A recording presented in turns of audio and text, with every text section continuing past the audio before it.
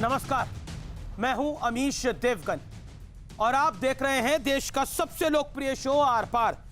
बिहार के चुनाव में प्रधानमंत्री नरेंद्र मोदी की एंट्री हो गई है और पहले ही दिन प्रधानमंत्री मोदी ने राष्ट्रवाद के मुद्दे पर महागठबंधन को घेर लिया। पीएम ने कहा, जिस 370 के हटने का इंतजार देश कई साल से कर रहा था, उसे ये लोग वापस लाना चाहते हैं। गलवान और पुलवामा का भी जिक्र करते हुए प्रधानमंत्री मोदी ने कहा, बिहार के सपूत शहीद हो गए लेकिन भारत माता का सिर नहीं झुकने दिया। वहीं आरजेडी पर तंज कसते हुए पीएम मोदी ने कहा कि बिहार में लालटेन का जमाना गया क्योंकि यहां बिजली की खपत 3 गुना बढ़ गई है। तो दूसरी तरफ तेजस्वी यादव ने भविष्यवाणी कर दी कि 9 नवंबर को लालू जी की रिहाई है और 10 नवंबर को नीतीश जी की विदाई तय है।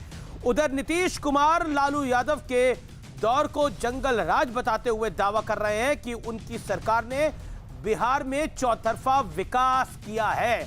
लेकिन बड़ा सवाल यही है, क्या बिहार में राष्ट्रवाद का मुद्दा महागठबंधन पर बहुत भारी पड़ेगा? आज इसी पर होगी देश की सबसे निर्णायक बहस, सबसे बड़ी बहस। आर पार, मोदी की ललकार, राष्ट्रवाद की हुंकार। लालटेन के जमाना गई। पिछले 6 सालन में बिजली के खपत 3 गुना बढ़ गई बाटे। ये लड़ाई तानाशाह सरकार और जनता के बीच है। प्रधानमंत्री नरेंद्र मोदी ने मिशन बिहार का मोर्चा संभाल लिया है और पहले ही दिन पीएम मोदी ने राष्ट्रवाद के मुद्दे पर कांग्रेस और आरजेडी को घेर लिया और ये दावा भी कर दिया कि नए बिहार में अब लालटेन की कोई जगह नहीं बची है। ये कह रहे हैं कि सत्ता में आए तो आर्टिकल 370 फिर लागू कर देंगे और इनका दुस्साहस देखिए। इतना कहने के बाद भी ये लोग बिहार के लोगों से वोट मांगने की हिम्मत दिखा रहे हैं।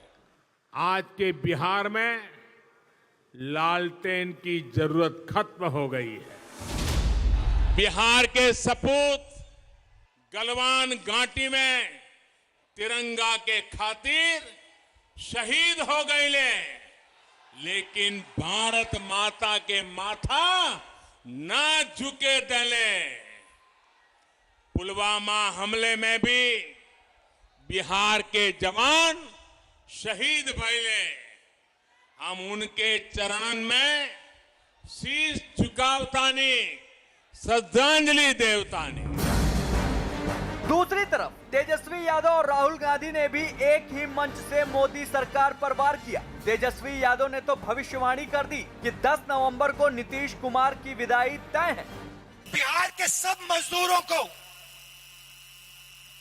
दिल्ली से, बाकी प्रदेशों से भगाकर बिहार भेजा। जब आप पैदल आ रहे थे, जब आप भूखे थे, जब आप प्यासे थे, तो नरेंद्र मोदी क्या कह रहे थे? नरेंद्र मोदी जी ने आपकी मदद की। नरेंद्र मोदी जी ने आपको ट्रेन नहीं दी। मर जाओ, पिस जाओ, मुझे कोई फर्क नहीं पड़ता। 9 नवंबर को लालू जी का रिहाई होगा और 10 तारीख को नीतीश जी का विदाई है। ये लड़ाई कोई नीतीश जी और तेजस्वी की नहीं है, राहुल जी और मोदी जी की नहीं है। ये लड़ाई तानाशाह सरकार और जनता के बीच है। इस बीच इनकम टैक्स विभाग ने पटना में कांग्रेस कार्यालय पर छापेमारी कर एक गाड़ी से 8 लाख रुपए जब्त किए, जिसके बाद बिहार कांग्रेस के प्रभारी शक्ति सिंह गोहिल और रणदीप सुरजेवाला से भी इनकम टैक्स विभाग ने पूछताछ की। ये साफ दिखता है कि कांग्रेस पार्टी और महागठबंधन जीत रहा है, तो बौखलाहट में मेरे वहां से ना एक फूटी कौड़ी मिली है।